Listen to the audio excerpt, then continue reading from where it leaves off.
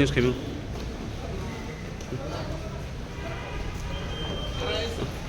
Commission से वही बात हुआ है कि डायरेक्ट फंडिंग होना चाहिए एडीसी में।